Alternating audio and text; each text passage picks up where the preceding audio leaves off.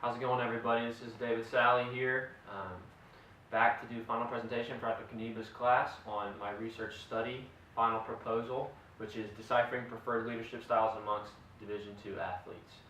With me today, I've got my two viewers here to watch me do my presentation. This is Andre Hall, assistant men's basketball coach, and Hunter Lively, director of athletics marketing at Henderson State. Thanks, guys, for being here. I appreciate it. Thanks for coming and listening to me do my study. So, like I just said, my title is Deciphering Preferred Leadership Styles Amongst Division II Athletes. So, a little background on what I'm trying to do here. As we were doing our article reviews, I sort of began to realize as we were going through research that there weren't a lot of articles that talked about Division II athletes. There were some articles I went through that mentioned Division II athletes and used some of them in their study, but for the vast majority, they either didn't include Division II athletes at all, or the study was split. There was one particular study where they split it between D1 and D2 athletes, and in that study, it was shown that there were huge differences between Division I and Division II athletics, as we all know, and because of those differences, to me, that seemed like a reason that warranted further research specifically about Division II athletics. I think it's fair to say anyone that's been involved with D2 athletics has seen at some point in time that the student athletes at the Division II level sometimes can get overlooked just because smaller schools, less money a lot of times, and a lot of attention, especially in the media and other things, is on Division I sports. And so it just seemed to me that doing a standalone Division II study about what athletes are looking for out of their coaches would be something that would be beneficial both for the coaches and the athletes themselves.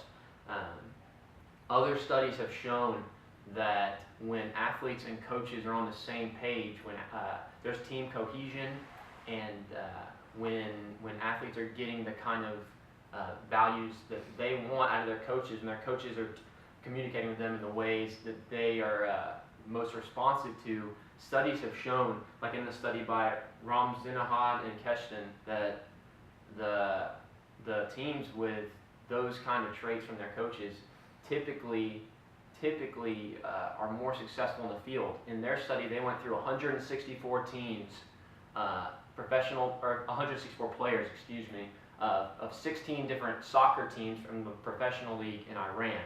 And they did studies on each individual player, on each team, to kind of develop a sense of the team's cohesion. And the teams were broken down from good teams to middle-of-the-road teams to bad teams. And sure enough, their hypothesis was that the teams who were the most cohesive, that got along the best with their coaches, that were getting the leadership they needed from their coaches, would perform better on the field, and that turned out to be the case.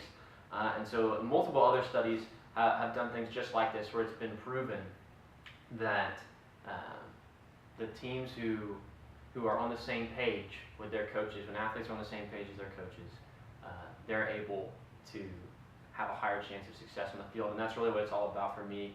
If I'm able to conduct this research for Division II only, that'll be more specific to them, number one, and will hopefully give them a chance to see, if you're a coach, what are my kids looking for, and if I'm an athlete, what are my teammates looking for, what am I looking for out of what values I need out of my coach, what coaching behavioral traits I need out of my coach. So that's a little background on the introduction of what I'm trying to do in this study. So the statement of the problem for the whole study, I kind of just talked about it a little bit, but leadership as a whole, any program, not just sports, but specifically in sports, leadership as a whole is a big component of success. It is vital to what a team needs to be successful on the field, and so discovering what kinds of traits athletes are looking for in their coaches is going to be huge. Like we just talked about, it's been proven that teams that are on the same page with their coaches have a higher chance of being successful on the field, and that's really what we're trying to do here. We're trying to win. And so, like I said, because no standalone study has been done on Division II athletics, I feel like there's a gap in the research that needs to be addressed. And because of that, my study is only going to focus on Division II athletes. So my hypothesis from studying other research that's been done in this area, not specifically on Division II, but in athletes in general, my hypothesis from that research proved that athletes typically responded best to coaches who were displayed democratic behavior, and that they listened to their players and valued their opinions and used it when they made tactical decisions and whatnot. So democratic coaches who showed social support to athletes and just were positive in general. Typically, those kinds of things were what athletes looked for, and they said those were the things they responded best to. And so my hypothesis was that if that research can be generalized amongst all sports, which we're not sure it can be, but if it can, then Division II athletes will mirror their Division I counterparts and their professional counterparts, and that they want coaches who are socially supportive, show democratic behavioral traits, and also are just overall positive and positive reinforcement on the players. So the instrument I'm going to use to conduct this research is the leadership scale for sports. It's a 40-question questionnaire, as you can see right here. The questions are broken down into 5 categories, and the categories deal with different aspects of behavioral traits. And the student athletes are able to list 1 through 5 as their answer for how often do I look for this, how often do I want this, when does this happen? From 1 being never to 5 being always. When it's all said and done, you can break it down, dividing by 5, and each section gets a score. And so you can have a score for each section on your LSS. So that's the instrument we're going to use.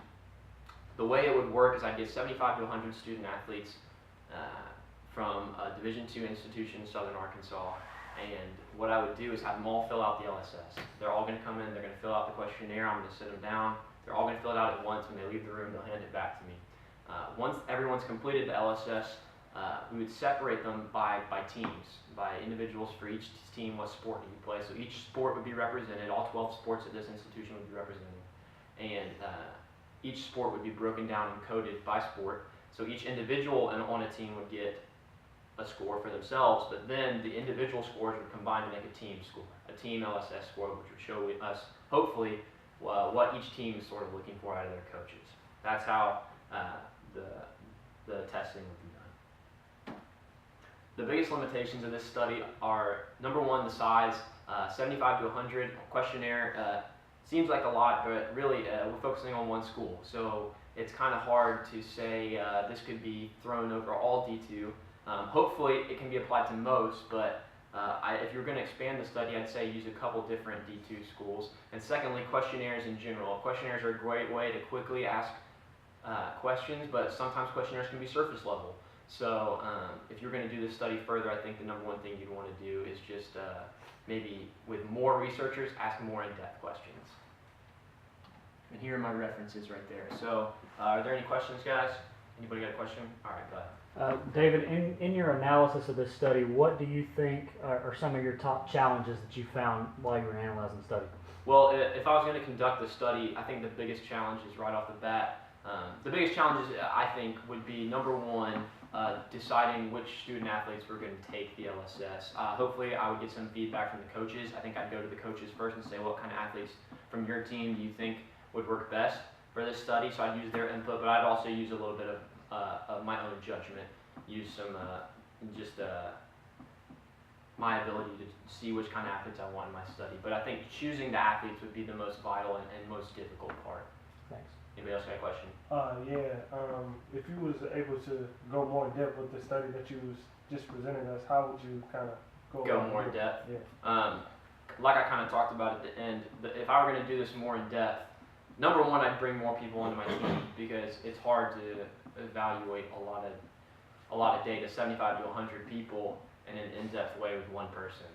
So I'd bring more people in, but the next thing I would do, like I talked about, is I would go deeper on the questions. I would probably sit down and do interview-style questions after the LSS.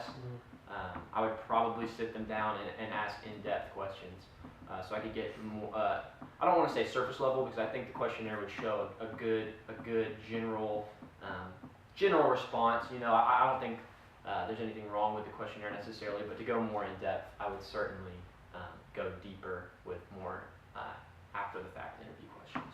Thank you. All right, thanks guys, appreciate it.